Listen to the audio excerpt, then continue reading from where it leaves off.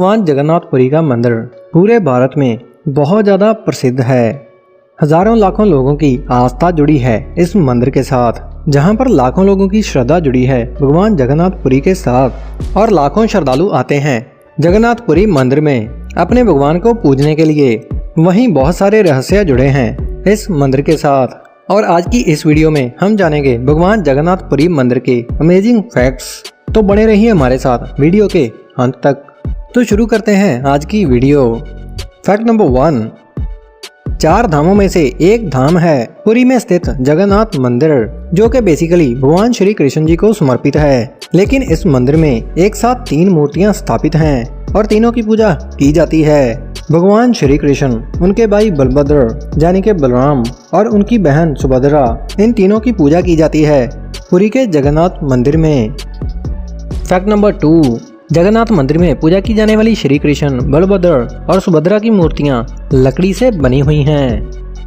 Fact number 3, माना जाता है कि राजा इंद्रदमन के समय मूर्तियां बनाने का काम विश्वकर्मा जी को दिया गया। विश्वकर्मा जी ने राजा इंद्रदमन के सामने शर्त रखी कि जब तक मैं मूर्तियां पूरी तरह से बना ना लूं, तब तक कोई भी अंदर नहीं आएगा, और अगर मूर्तियां का पूरा बनने से पहले कोई अंदर आया तो मूर्तियां बनाना छोड़ देंगे। राजा इंद्रदमन ने शर्त मान ली और बंद कमरे में मूर्तियां बनाने का काम शुरू किया गया। अंदर मूर्तियां बन रही हैं या नहीं, ये जानने के लिए राजा इंद्रदमन उस कमरे के दरवाजे पर आकर मूर्तियां बनने की आवाजें सुनते रहते। एक दिन राजा को उस कमरे से कोई भी आवाज सुनाई नहीं दी, तो ये जानने के लिए कि मूर्तियां का निर्माण हो रहा है या नहीं, राजा इंद्रदमन ने दरवाजा खोला और अंदर चले गए। इस बात से नाराज होकर विश्वकर्मा जी ने मूर्तियां बनाने का काम बीच में ही छोड़ दिया और चले गए, और जगन्नाथ, बलभद्र और सुभद्रा की मूर्तियां अधूरी रह गई। तब से लेकर आज तक ये मूर्तियां अधूरी हैं और आज भी इन अधूरी मूर्तियों की पूजा की जाती है। और एक बात आपको और बता दूं कि इस मंदिर की मूर्तियों को 12 साल बाद बदल दिया जाता है, और आपको जानकर हैरानी होगी कि हर बार मूर्तियों को वैसे ही अधूरा बनाया जाता है जैसे वो पहले थीं। फैक्ट नंबर 4, वैसे तो हिंदू धर्म की मान्यताओं के अकॉर्डिंग अधूरी मूर्तियों की पूजा करना अशुभ है, लेकिन पुरी के जगन्नाथ मंदिर में इन तीनों अधूरी मूर्तियों की पूजा होती है। लोगों का मानना है कि इन तीनों के प्रति लोगों का विश्वास और आस्था की वजह से लोगों की मनोकामनाएं पूरी होती हैं, इसलिए इनकी अधूरी मूर्तियों की पूजा की जाती है। फैक्ट नंबर 5, हम सब जानते हैं कि कोई भी कपड़ा उसी दिशा में लहराएगा जिस दिशा में हवा का रुख होगा, लेकिन पुरी के जगन्नाथ मंदिर में ऐसा नहीं होता।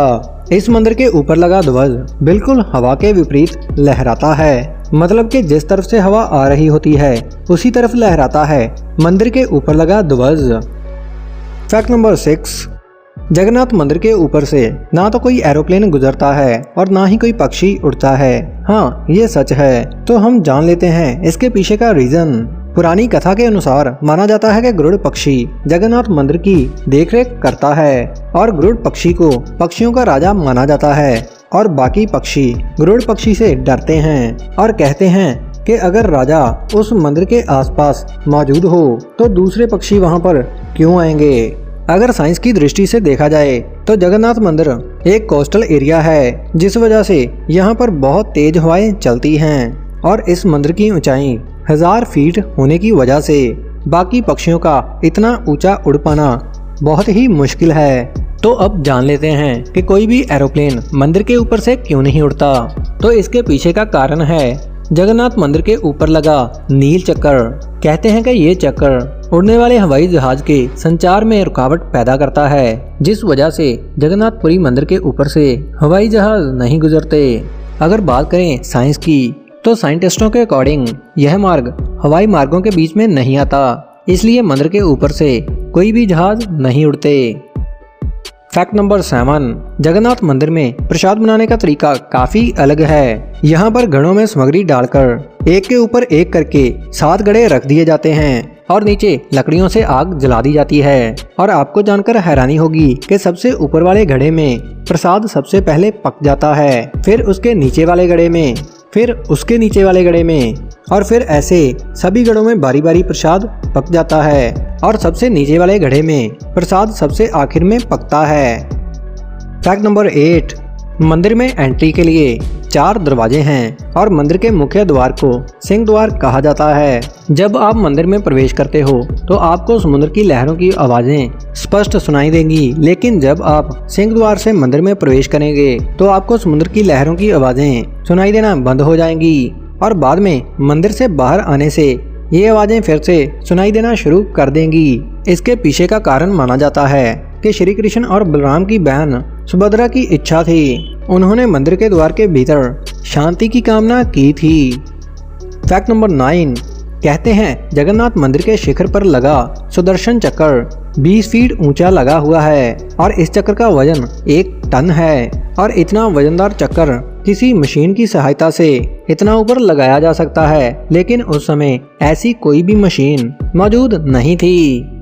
जगन्नाथ मंदिर के ऊपर लगा सुदर्शन चक्र इस टेक्निक से बनाया गया है कि अगर आप कहीं भी किसी भी डायरेक्शन में जाकर देखोगे तो आपको ये आपकी तरफ ही दिखाई देगा।